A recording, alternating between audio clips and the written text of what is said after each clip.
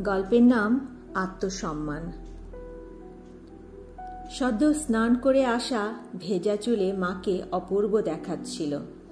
লাবণী মাকে মুগ্ধ চোখে দেখছিল। কত হবে মায়ের বয়স? এই তো গত মাসে মার 40 বছর জন্মদিন পালন করেছিল লাবণী। সেই অনুষ্ঠানে অবশ্য বাবা ছিল না। কেন যে বাবা মার সাথে খারাপ ব্যবহার করে লাবণী বুঝতে পারে না। লাবণীর কাছে ওর মা পৃথিবীর সবচেয়ে সুন্দর মহিলা।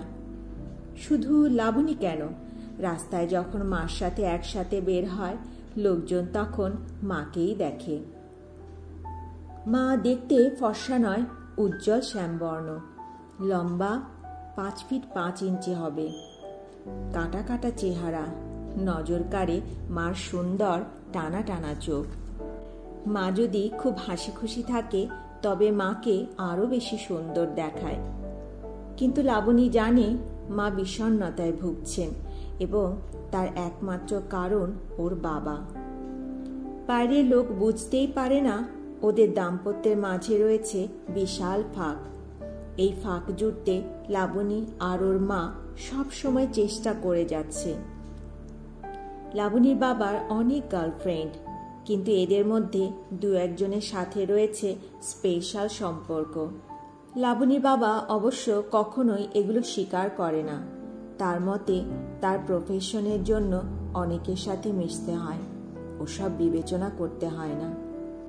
লাবণীর মা লাবণীর বাবাকে মিথ্যুক বলে, কারণ বাবা বাড়িতে ঢুকলেই মোবাইলে বিভিন্ন মেয়েদের কল আসতে থাকে। এইসব কলের কথা জিজ্ঞেস করলে লাবণীর বাবা বলে অফিস থেকে এসেছে। ওরা অবাক হয়ে ভাবে অফিস থেকে কল এলে এতক্ষণ ধরে কথা বলতে হয়।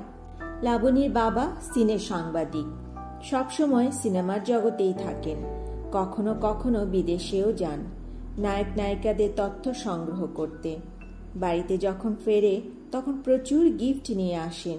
কিছু মা মেয়ে পায় আর বাদ বাকি কে বা কারা পায় তা ওরা জানে না। আজকাল লাবণীর সাথেই ওর মা ঘুমায়। বাবা ডাকলে যায়, তারপর কিছুক্ষণ পর আবার চলে আসে। সারা রাত ঘুমায় না মা, শুধুই কাঁদে।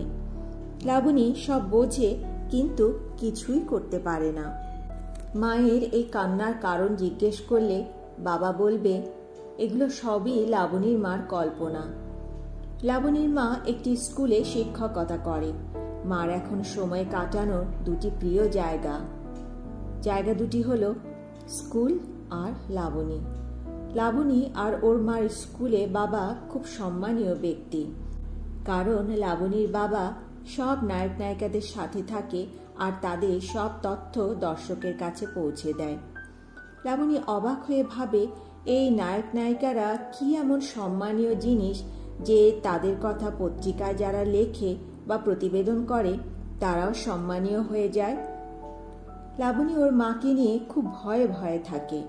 ও মাকে যেমন ভালোবাসে তেমন বাবাকেও ভালোবাসে। বাবা মায়ের সাথে ঠিকমতো কথা না বললেও লাবণীর সব কথা শোনে। ও যা চায় বাবা সব এনে দেয়। লাবণী জানে ওর মা ইচ্ছে করলে ওর বাবাকে ছেড়ে চলে যেতে পারে, কিন্তু বাবার প্রতি লাবণীর ভালোবাসা ওর মাকে সংসারে আটকে রেখেছে। লাবণীর এক মাসি ওর মাকে বুঝিয়েছে সংসার ভেঙে গেলে ভবিষ্যতে লাবণীর বিয়ের সমস্যা হবে। লাবণী যখন ছোট ছিল তখন ও এত কিছু বুঝতো না বাবা মার চাপা স্বরে ঝগড়া, মার আলাদা বিছানায় ঘুমানো, মার বিষণ্ণতায় ছেয়ে থাকা মুখ, এসব ওকে ভাবাতো।